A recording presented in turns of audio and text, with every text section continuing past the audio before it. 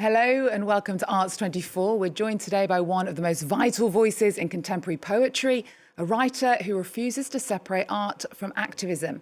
She started writing poems as a child and today is a Grammy-nominated artist, community organiser and what she calls a surrealist blues poet. Aja Monet is in Paris with her new poetry collection, Florida Water, and a concert at the New Morning as part of her European tour. She's here to talk about poetry, politics, and what it means to make art in a turbulent world. Welcome to the show, Aja. It's a pleasure to have you here. Thank you. Thank you so much. Now, your voice crosses poetry, music, performance, and activism. For people meeting you for the first time, describe what you do. I often call myself a surrealist blues poet, and the reason why is because it kind of brings together the traditions that I feel really inform my work. So the surrealists, the negritude poets, and a lot of the poets that came through that time, especially in the rise of fascism, but also the blues and what the blues means to us musically, culturally, and spiritually. That deeply impacts my work. Okay, Aja, well, let's take a listen to your work. This is called Castaway. It's from your new book, Florida Waters. Can you just introduce it for us? Yes, it's a poem called Castaway that is on the album also When the Poems Do What They Do, and in this book of poems called Florida Water. Okay. I did not want to write a poem full of corpses. So I wrote a sacred pink blue sky jeweled on the horizon. Laughter as the loudest star sleeps. Humor hugs every ache whole. How heavy heads lay after a long day in the humid heat. Caribbean moon sighs and joyous dreams. I did not wish to speak of what should not be spoken. So silence breathed into all the words, a haunting. I come from a language that does not write itself.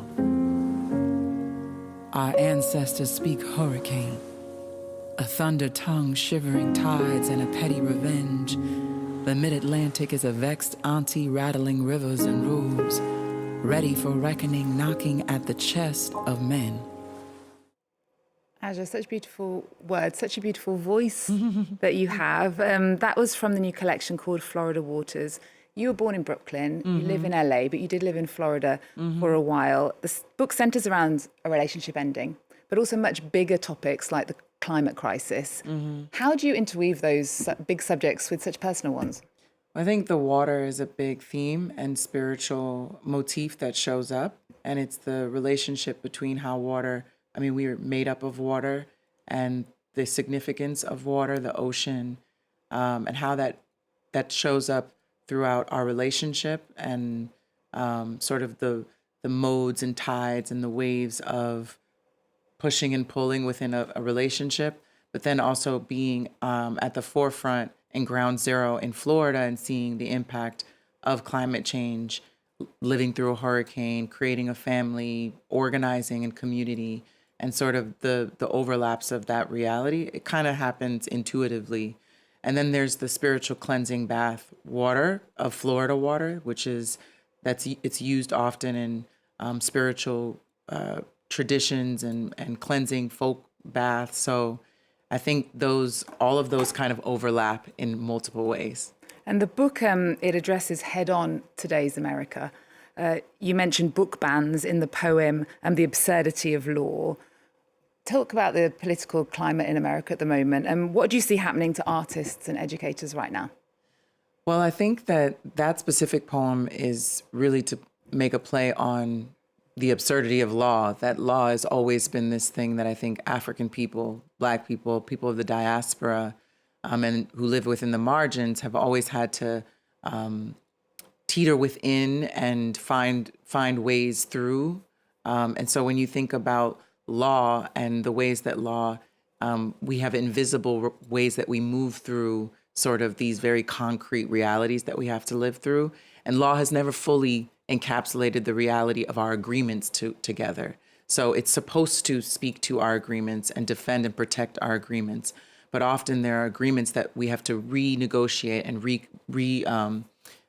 visit together about how we make this life together, how we create, how we organize our lives. And so I think that right now, as we're, in the height of fascism rising in the States, I think and across the globe, I think it's a phenomenon that's international. I don't think it's unique to the U.S. I think that we have to reestablish, why are we here? What is our purpose together? And where are we going to go? What do we want to do? How we want to organize our lives here together? And that there's injustice everywhere, and we've normalized that injustice. And arts funding has suffered under the current administration. What's at stake, do you think, when society decides that art isn't worth funding? Well, I think that's, it's interesting because I think artists and cultural workers would be creating whether they were funded or not. There's, plenty of conversations about how the revolution will not be funded. I think artists have always moved through and within and without. And so I feel like we find ways to create and be resourceful with whatever is at our disposal. I think that's what makes you an artist. You find ways to be creative in the midst of desperation or lack or frustration. I don't think this is a new thing. I think it's actually just certain people are being exposed to the reality in a way that they haven't been before. But we've always dealt with scarce resources within the U.S. around arts and it cultural sometimes funding. pushes art forward, doesn't it? And creates even better art. You have actually a poem in the book that's called For Sonia. It's dedicated to the great poet Sonia Sanchez, where you ask what poetry can do in times like these. Let's take a listen. Mm-hmm.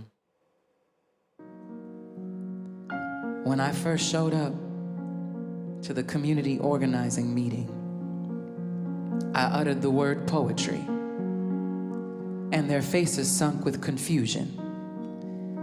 Who's got time for poems when the world's on fire?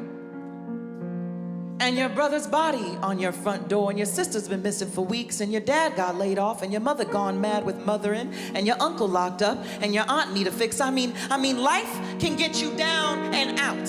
But when the organizers was weary, and all the marching wore them down, and all the meetings ended in arguments, and all the foundations brought out the snakes, and all the trauma piled up on their desk, and all the campaigns ended with politicians, I offered them poems. I offered them poems. Poems in their palms like petunias, revolutionary and blushing shades of plum. I fed them Sonia.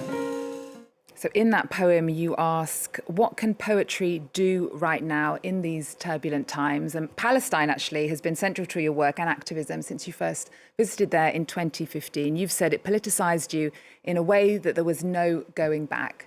Talk to us about your work there. Well, I was invited on a delegation with an organization called Dream Defenders. And on that delegation, it was important for us to make connections to people on the ground and to learn about the stories of real people and be in real relationships. And so I feel like a big part of our work and our call to action was to use our agency as cultural creators, as storytellers, as artists, as organizers, to just share the truth of what was seen, the reality of what is going on.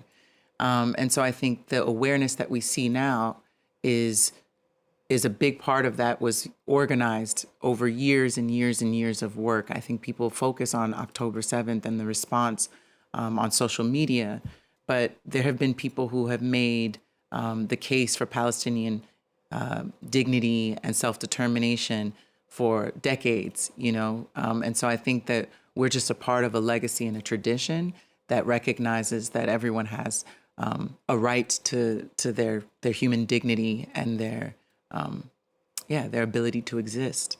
So you're addressing everyday struggles as well in your work. You've said that young people today, they feel extremely lonely, extremely isolated. Your tour actually is called Let's Be Offline Together. What can a poetry reading in a room full of strangers do that scrolling on your phone can't? Well, I think being present with people is always a big part of the poem or the art of a poem, what a poem can do in the world. Speaking of Palestine and poetry, I think there's a huge relationship to the poets of Palestine. I think of someone like Rafat al-Harir, who was murdered on December 7th, 2023. And what we know about poets and what poets have done is that they've told the truth. They bring us to the truth, and they allow us to make our own assessments of what we will do in light of that truth. And so I think when we can be present with each other around the truth, I think we can recognize the things that we've lost in terms of our respect for humanity, our respect for gestures, for eye contact, for presence. And the poem and the poet becomes the person who invites us to be present with one another. And, you know, in the age of AI, we're seeing so much focus on artificial intelligence. I think the true role of the poet right now is to evoke the emotional intelligence that we all desperately need. Aja Monet, it's been a pleasure to have you on the show. Thank you so much for being here. Now, Aja is performing this week at the New Morning here in Paris. Her new collection, Florida Water, and her album, When the Poems Do What They Do, are available now. Thank you so much for being with us. Now, we always end our shows with our guests' cultural pick of the moment. What have you chosen for us? I've chosen an immersive exhibition called Misericordia that is by Nicolas Premier. Okay, and why have you chosen it? He's a great friend, collaborator, and it's an incredible story that charts our relationship to images and artwork through African storytelling. Okay. All right, well, we're going to leave you with Nicolas Premier's exhibition at the Maison du Monde Africain on until the 4th of December. Thanks for watching. See you next time.